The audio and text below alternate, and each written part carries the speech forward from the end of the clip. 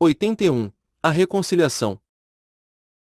Contudo, ao sair de lá, tive umas sombras de dúvida. Cogitei se não ia expor insanamente a reputação de Virgília, se não haveria outro meio razoável de combinar o Estado e a Gamboa. Não achei nada. No dia seguinte, ao levantar-me da cama, trazia o espírito feito e resoluto a aceitar a nomeação. Ao meio-dia, veio o criado dizer-me que estava na sala uma senhora, coberta com um véu. Corro, era minha irmã Sabina. Isto não pode continuar assim, disse ela, é preciso que, de uma vez por todas, façamos as pazes. Nossa família está acabando, não havemos de ficar como dois inimigos. Mas se eu não te peço outra coisa, mana! Bradei-a estendendo-lhe os braços. Sentei-a ao pé de mim, falei-lhe do marido, da filha, dos negócios, de tudo. Tudo ia bem, a filha estava linda como os amores. O marido viria mostrar-me, se eu consentisse. Ora essa! Irei eu mesmo vê-la. Sim. Palavra. Tanto melhor. Respirou Sabina. É tempo de acabar com isto. Achei-a mais gorda, e talvez mais moça. Parecia ter 20 anos, e contava mais de 30. Graciosa, afável, nenhum acanhamento, nenhum ressentimento. Olhávamos um para o outro, com as mãos seguras, falando de tudo e de nada, como dois. Memórias póstumas de Brás Cubas. 201 namorados. Era minha infância que ressurgia, fresca, travessa e loura. Os anos iam caindo como as fileiras de cartas de jogar encurvadas, com que eu brincava em pequeno, e deixavam-me ver a nossa casa, a nossa família, as nossas festas. Suportei a recordação com algum esforço, mas um barbeiro da vizinhança lembrou-se de zangarrear na clássica rabeca, e essa voz, porque até então a recordação era muda, essa voz do passado, fanhosa e saudosa, a tal ponto me comoveu, que os olhos dela estavam secos. Sabina não herdara a flor amarela e mórbida. Que importa? Era minha irmã, meu sangue, um pedaço de minha mãe, e eu disse-lhe com ternura, com sinceridade. Súbito, ouço bater à porta da sala, vou abrir, era um anjinho de 5 anos. Entra, Sara, disse Sabina. Era minha sobrinha.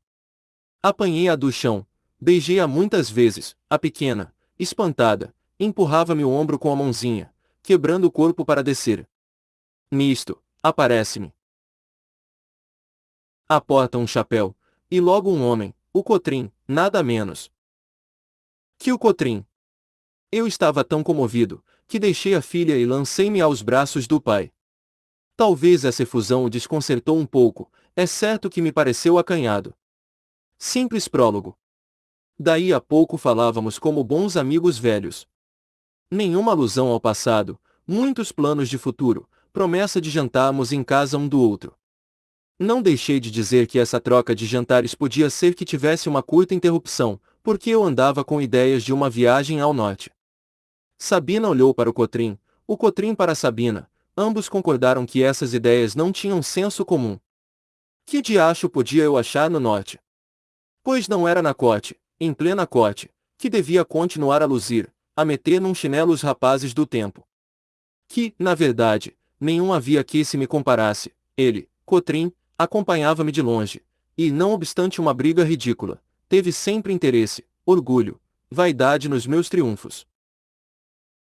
Memórias póstumas de Brás Cubas. 202 Ouvia o que se dizia a meu respeito, nas ruas e nas salas, era um concerto de louvores e admirações. E deixa-se isso para ir passar alguns meses na província, sem necessidade, sem motivo sério. A menos que não fosse política, justamente política, disse eu. Nem assim, replicou ele daí a um instante. E depois de outro silêncio, seja como for, venha jantar hoje conosco. Certamente que vou, mas, amanhã ou depois, onde vi jantar comigo? Não sei, objetou Sabina, casa de homem solteiro. Você precisa casar, mano. Também eu quero uma sobrinha, ouviu? Cotrim reprimiu-a com um gesto, que não entendi bem. Não importa, a reconciliação de uma família vale bem um gesto enigmático. 82. Questão de botânica. Digam o que quiserem dizer os hipocondríacos, a vida é uma coisa doce. Foi o que eu pensei comigo, ao ver Sabina, o marido e a filha descerem de tropel as escadas, dizendo muitas palavras afetuosas para cima, onde eu ficava, no patamar, a dizer-lhes outras tantas para baixo. Continuei a pensar que, na verdade, era feliz. Amava-me uma mulher, tinha confiança do marido, ia por secretário de embós, reconciliava-me com os meus. Que podia desejar mais, em 24 horas? Nesse mesmo dia, tratando de aparelhar os ânimos, comecei a espalhar que talvez fosse para o norte como secretário de província, a fim de realizar certos desígnios políticos, que me eram pessoais. Disse-o na rua do ouvidor, repetiu no dia seguinte, no Farouques e no teatro. Alguns, ligando a minha nomeação à do Lobo Neves, que já andava em boatos, sorriam maliciosamente, outros batiam-me no ombro. No teatro disse-me uma senhora que era levar muito longe o amor da escultura. Referia-se às belas formas de Virgília. Mas a alusão mais rasgada que me fizeram foi em casa de Sabina, 3 dias depois. Fê-la um certo Garcês, velho cirurgião, pequenino, trivial e grulha, que podia chegar aos 70, aos 80, aos 90 anos, sem adquirir jamais aquela compostura austera, que é a gentileza do ancião. A velhice ridícula. Memórias póstumas de Brás Cubas. 204 é, porventura, a mais triste e derradeira surpresa da natureza humana. Já sei, desta vez vai ler Cícero, disse-me ele, ao saber da viagem. Cícero! Exclamou Sabina. Pois então. Seu mano é um grande latinista. Traduz Virgílio de relance. Olhe que é Virgílio, e não Virgília, não confunda. E ria, de um riso grosso, rasteiro e frívolo. Sabina olhou para mim, receosa de alguma réplica, mas sorriu, quando me viu sorrir, e voltou o rosto para disfarçá-lo. As outras pessoas olhavam-me com um ar de curiosidade, indulgência e simpatia, era transparente que não acabavam de ouvir nenhuma novidade. O caso dos meus amores andava mais público do que eu podia supor. Entretanto sorri, um sorriso curto, fugitivo e guloso, paureiro como as pegas de Sintra. Virgília era um belo erro, e é tão fácil confessar um belo erro. Costumava ficar carrancudo, a princípio, quando ouvia alguma alusão aos nossos amores. Mas, palavra de honra, sentia cá dentro uma impressão suave e lisonjeira. Uma vez, porém, aconteceu-me sorrir, e continuei a fazê-lo das outras vezes. Não sei se há aí alguém que explique o fenômeno. Eu explico-o assim: a princípio, o contentamento, sendo interior, era por assim dizer o mesmo sorriso, mas abotoado, andando o tempo, desabotoou-se em flor, e apareceu aos olhos do próximo. Simples questão de botânica. 83, 13. Cotrim tirou-me daquele gozo, levando-me a Jânila. Você quer que lhe diga uma coisa? Perguntou ele. Não faça essa viagem, é insensata, é perigosa. Por quê?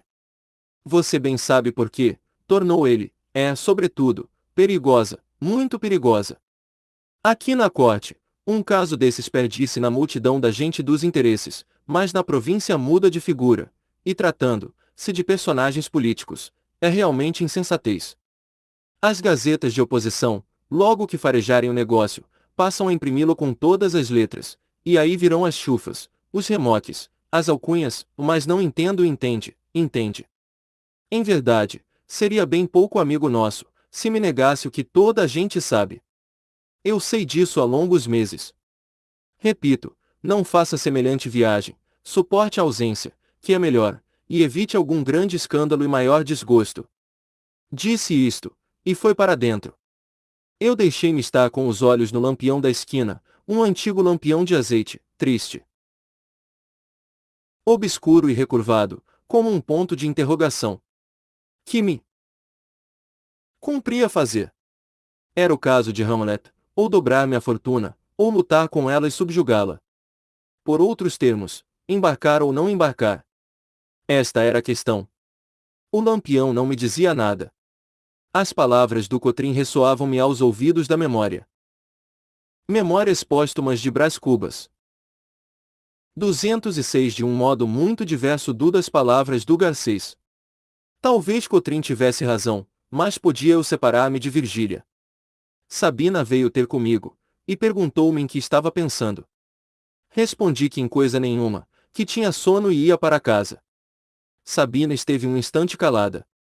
O que você precisa, sei eu, é uma noiva. Deixe, que eu ainda arranjo uma noiva para você. Saí de lá ao preço, desorientado. Tudo pronto para embarcar, espírito e coração, e eis aí me surge esse porteiro das conveniências, que me pede o cartão de ingresso. Dei ao diabo as conveniências, e com elas a Constituição, o corpo legislativo, o ministério, tudo. No dia seguinte, abro uma folha política e leio a notícia de que, por decretos de 13, tínhamos sido nomeados presidente e secretário da província de Lobo Neves e eu. Escrevi imediatamente a Virgília, e segui 2 horas depois para Gamboa. Coitada de Deplácida! Estava cada vez mais aflita, perguntou-me se esqueceríamos a nossa velha, se a ausência era grande e se a província ficava longe. Consolei-a, mas eu próprio precisava de consolações, a objeção de Cotrim afligia-me. Virgília chegou daí a pouco, lépida como uma andorinha, mas, ao ver-me triste, ficou muito séria. Que aconteceu? Vacilo, disse eu, não sei se devo aceitar. Virgília deixou-se cair, no canapé, a rir. Por quê? Disse ela. Não é conveniente, dá muito na vista. Mas nós não já vamos. Como assim? Contou-me que o marido ia recusar a nomeação, e por motivo que só lhe disse, a ela, pedindo-lhe o maior segredo, não podia confessá-lo a ninguém mais. É pueril, observou ele, é ridículo, mas em suma, é um motivo poderoso para mim. Referiu-lhe que o decreto trazia a data de 13, e que esse número. Memórias póstumas de Brás Cubas. 207 significava para ele uma recordação fúnebre. O pai morreu num dia 13 dias depois de um jantar em que havia 13 pessoas. A casa em que morrera a mãe tinha o N graus 13. Ecoetera. Era um algarismo fatídico. Não podia alegar semelhante coisa ao ministro, diria que tinha razões particulares para não aceitar. Eu fiquei como a de estar o leitor, um pouco assombrado com esse sacrifício a um número, mas, sendo ele ambicioso, o sacrifício devia ser sincero. 84. O conflito. Número fatídico, lembras-te que te abençoei muitas vezes. Assim também as virgens ruivas de Tibás deviam abençoar a égua, de ruiva crina, que as substituiu no sacrifício de Pelópidas, uma donosa égua, que lá morreu, coberta de flores, sem que ninguém lhe desse nunca uma palavra de saudade. Pois dou-ta eu, égua piedosa, não só pela morte à vida, como porque, entre as donzelas escapas, não é impossível que figurasse uma avó dos Cubas. Número fatídico, tu foste a nossa salvação. Não me confessou o marido a causa da recusa, disse-me também que eram negócios particulares, e o rosto sério, convencido, com que eu o escutei, fez honra à dissimulação humana. Ele é que mal podia encobrir a tristeza profunda que o minava, falava pouco, absorvia-se, metia-se em casa, a ler. Outras vezes recebia, e então conversava e ria muito, com estrépito e afetação. Oprimiam-no 2 coisas, a ambição, que um escrúpulo desazara, e logo depois a dúvida. Talvez o arrependimento, mas um arrependimento, que vi. Ria outra vez, se repetisse a hipótese, porque o fundo supersticioso existia. Duvidava da superstição, sem chegar a rejeitá-la. Essa persistência de um sentimento, que repugna ao mesmo indivíduo, era um fenômeno digno de alguma atenção. Mas eu preferia a pura ingenuidade de Deplácida, quando confessava não poder ver um sapato voltado para o ar. Que tem isso? Perguntava-lhe eu. Memórias póstumas de Brás Cubas. 209. Faz mal, era a sua resposta. Isto somente, esta única resposta, que valia para ela o livro dos 7 selos. Faz mal, disseram-lhe isso em criança, sem outra explicação, e ela contentava-se com a certeza do mal. Já não acontecia a mesma coisa quando se falava de apontar uma estrela com o dedo, aí sabia perfeitamente que era caso de criar uma verruga. Ou verruga ou outra coisa, Que valia isso, para quem não pede uma presidência de província? Tolera-se uma superstição gratuita ou barata, é insuportável a que leva uma parte da vida. Este era o caso do Lobo Neves com o acréscimo da dúvida e do terror de haver sido ridículo. E mais este outro acréscimo, que o ministro não acreditou nos motivos particulares, atribuiu a recusa do Lobo Neves a manejos políticos, ilusão complicada de algumas aparências, tratou-o mal, comunicou a desconfiança aos colegas, sobrevieram incidentes, enfim, com o tempo, o presidente resignatário foi para a oposição. 85. O cimo da montanha. Quem escapa a um perigo ama a vida com outra intensidade. Entrei a amar Virgília com muito mais ardor, depois que estive a pique de a perder, e a mesma coisa lhe aconteceu a ela. Assim, a presidência não fez mais do que avivar a afeição primitiva, foi a droga com que tornamos mais saboroso o nosso amor, e mais prezado também. Nos primeiros dias, depois daquele incidente, folgávamos de imaginar a dor da separação, se houvesse separação, a tristeza de um e de outro, à proporção que o mar, como uma toalha elástica, se fosse dilatando entre nós, e semelhantes às crianças, que se achegam ao regaço das mães, para fugir a uma simples careta, fugíamos do suposto perigo, apertando-nos com abraços. Minha boa Virgília! Meu amor! Tu és minha, não? Tua! E assim reatamos o fio da aventura como a sultana Scheherazade o dos seus contos. Esse foi, cuido eu, o ponto máximo do nosso amor, o cimo da montanha, donde por algum tempo divisamos os vales de leste e de oeste, e por cima de nós o céu tranquilo e azul. Repousado esse tempo, começamos a descer a encosta, com as mãos presas ou soltas, mas a descer, a descer. 86. O mistério. Serra abaixo, como eu a visse um pouco diferente, não sei se abatida ou outra coisa, perguntei-lhe o que tinha, calou-se, fez um gesto de enfado, de mal-estar, de fadiga, a teimei, ela disse-me que um fluido sutil percorreu todo o meu corpo, sensação forte, rápida, singular, que eu não chegarei jamais a fixar no papel. Travei-lhe das mãos, puxei-a levemente a mim, e beijei-a na testa, com uma delicadeza de Zéfiro e uma gravidade de Abraão. Ela estremeceu, colheu-me a cabeça entre as palmas, fitou-me os olhos, depois afagou-me com um gesto maternal. Eis aí um mistério, deixemos ao leitor o tempo de decifrar este mistério. 87. Geologia. Sucedeu por esse tempo um desastre, a morte do Viegas. O Viegas passou aí de relance, com os seus 70 anos, abafados de asma, desconjuntados de reumatismo, e uma lesão de coração por quebra. Foi um dos finos espreitadores da nossa aventura. Virgília nutria grandes esperanças em que esse velho parente, avaro como um sepulcro, lhe amparasse o futuro do filho, com algum legado, e se o marido tinha iguais pensamentos, encobria-os ou estrangulava-os. Tudo se deve dizer, havia no Lobo Neves certa dignidade fundamental, uma camada de rocha, que resistia ao comércio dos homens. As outras, as camadas de cima, terra solta e areia, levou-lhes a vida, que é um enxurro perpétuo. Se o leitor ainda se lembra do capítulo Xiii, observará que é agora a segunda vez que eu comparo a vida a um enxurro, mas também há de reparar que desta vez acrescento-lhe um adjetivo, perpétuo. E Deus sabe a força de um adjetivo, principalmente em países novos e cálidos. O que é novo neste livro é a geologia moral do Lobo Neves. E provavelmente a do Cavaleiro, que me está lendo.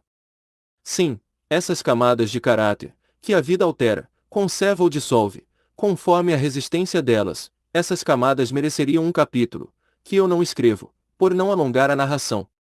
Digo apenas que o homem mais probo que conheci em minha vida foi um certo Jacó Medeiros ou Jacó Valadares, não me recorda bem o nome.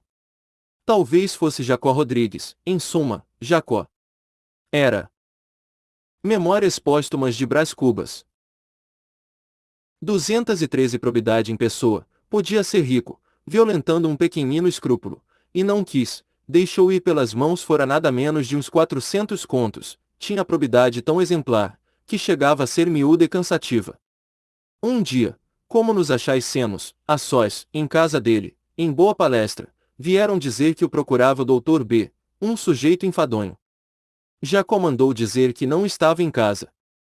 Não pega, bradou uma voz do corredor, cá estou de dentro. E, com efeito, era o Dr. B, que apareceu logo à porta da sala. Jacó foi recebê-lo, afirmando que cuidava ser outra pessoa, e não ele, e acrescentando que tinha muito prazer com a visita, o que nos rendeu hora e meia de enfado mortal. E isto mesmo, porque Jacó tirou o relógio. O Dr. B perguntou-lhe então se ia sair. Com minha mulher, disse Jacó. Retirou-se o Dr. B, e respiramos. Uma vez respirados, disse eu ao Jacó que ele acabava de mentir 4 vezes, em menos de 2 horas, a primeira, negando-se, a segunda, alegrando-se com a presença do importuno, a terceira, dizendo que ia sair, a quarta, acrescentando que com a mulher.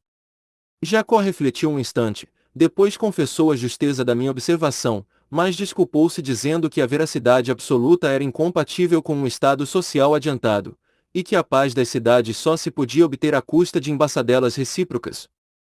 Ah! Lembrar-me agora, chamava-se Jacó Tavares. 88. O enfermo. Não é preciso dizer que refutei tão perniciosa doutrina, com os mais elementares argumentos, mas ele estava tão vexado do meu reparo, que resistiu até o fim, mostrando certo calor fictício, talvez para atordoar a consciência. O caso de Virgília tinha alguma gravidade mais.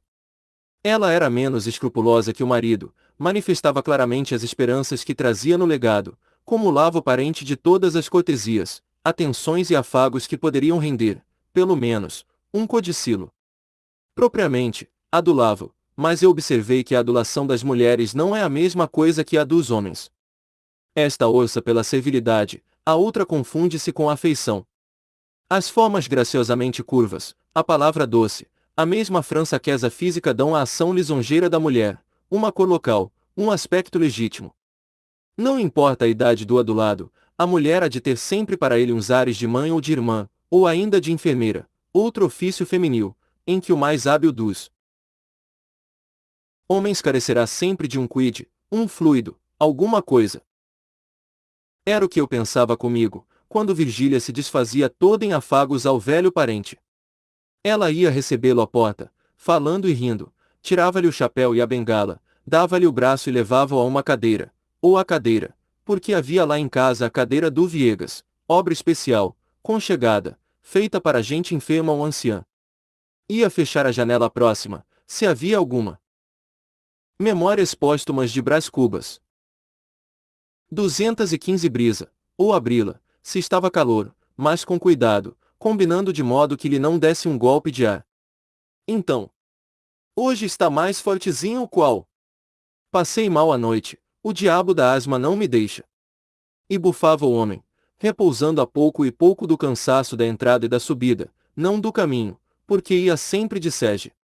Ao lado, um pouco mais para a frente, sentava-se Virgília, numa banquinha, com as mãos nos joelhos do enfermo.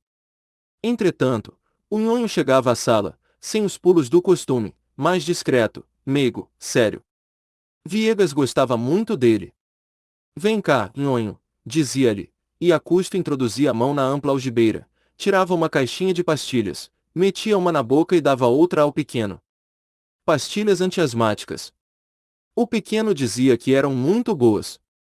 Repetia-se isto, com variantes. Como Viegas gostasse de jogar damas, Virgília cumpria-lhe o desejo, aturando por largo tempo, a mover as pedras com a mão frouxa e tarda. Outras vezes, desciam a passear na chácara, dando-lhe ela o braço. Que ele nem sempre aceitava, por dizer-se rijo e capaz de andar uma légua. Iam, sentavam-se e tornavam a ir, a falar de coisas várias, ora de um negócio de família, ora de uma bisbilhotice de sala, ora enfim de uma casa que ele meditava construir, para residência própria, casa de feitio moderno, porque a dele era das antigas, contemporânea de eu, rei de João VI, à maneira de algumas que ainda hoje, creio eu, se podem ver no bairro de São Cristóvão, com as suas grossas colunas na frente. Parecia-lhe que o casarão em que morava podia ser substituído, e já tinha encomendado o risco a um pedreiro de fama. Ah! Então sim, então é que Virgília chegaria a ver o que era um velho de gosto. Falava, como se pode supor, lentamente e a custo, intervalado de uma afagem incômoda para ele e para os outros. De quando em quando, vinha um acesso de tosse, curvo, gemendo, levava o lenço à boca, e investigava, passado o acesso, tornava ao plano da casa, que devia ter tais e tais quartos, um terraço. Cachoeira, um primor. 89, in extremis. Amanhã vou passar o dia em casa do Viegas, disse-me ela uma vez. Coitado! Não tem ninguém. Viegas caíra na cama, definitivamente, a filha, casada, a dois será justamente agora, e não podia fazer-lhe companhia. Virgília ia lá de quando em quando. Eu aproveitei a circunstância para passar todo aquele dia ao pé dela. Eram 2 horas da tarde quando cheguei. Viegas tossia com tal força que me fazia arder o peito, no intervalo dos acessos debatia o preço de uma casa, com um sujeito magro. O sujeito oferecia 30 contos. Viegas exigia 40. O comprador estava como quem receia perder o trem da estrada de ferro, mas Viegas não cedia, recusou primeiramente os 30 contos, depois mais 2, depois mais 3, enfim teve um forte acesso, que lhe tolheu a fala durante 15 minutos. O comprador acarinhou-o muito, arranjou-lhe os travesseiros, ofereceu-lhe 36 contos. Nunca! Gemeu o enfermo. Mandou buscar um maço de papéis à escrivaninha, não tendo forças para tirar a fita de borracha que prendia os papéis. Pediu-me que os deslaçasse, filo. Eram as contas das despesas com a construção da casa, contas de pedreiro, de carpinteiro, de pintor, contas do papel da sala de visitas, da sala de jantar, das alcovas, dos gabinetes, contas das ferragens, custo do terreno. Memórias póstumas de Brás Cubas. 217 lhe abria-as, uma por uma, com a mão trêmula, e pedia-me que as lesse, e eu lia-as. Veja, 1.200, papel de 1.200 a peça. Dobradiças francesas. Veja, é de graça, concluiu ele depois de lida a última conta. Pois bem mais 40 contos, não lhe dou por menos. Só os juros. Faça a conta dos juros. Vinham tossidas estas palavras, as golfadas, as sílabas, como se fossem migalhas de um pulmão desfeito. Nas órbitas fundas rolavam os olhos lampejantes, que me faziam lembrar a lamparina da madrugada. Sob o lençol desenhava-se a estrutura óssea do corpo, pontudo em 2 lugares, nos joelhos e nos pés, a pele amarelada, bamba, rugosa, revestia apenas a caveira de um rosto sem expressão, uma carapuça de algodão branco cobria-lhe o crânio rapado pelo tempo. Então, disse o sujeito magro. Fiz-lhe sinal para que não insistisse, e ele calou-se por alguns instantes. O doente ficou a olhar para o teto, calado. A arfar muito, Virgília empalideceu, levantou-se, foi até a janela. Suspeitar a morte e tinha medo. Eu procurei falar de outras coisas. O sujeito magro contou uma anedota, e tornou a tratar da casa, alteando a proposta. 38 contos, disse ele. Ah! Gemeu o enfermo. O sujeito magro aproximou-se da cama, pegou-lhe na mão, e sentiu, a fria. Eu acheguei-me ao doente, perguntei-lhe se sentia alguma coisa, se queria tomar um cálice de vinho. Não, quaro. Teve um acesso de tosse, e foi o último, daí a pouco espirrava ele, com grande consternação do sujeito magro, que me confessou depois a disposição em que estava de oferecer os 40 contos, mas era tarde.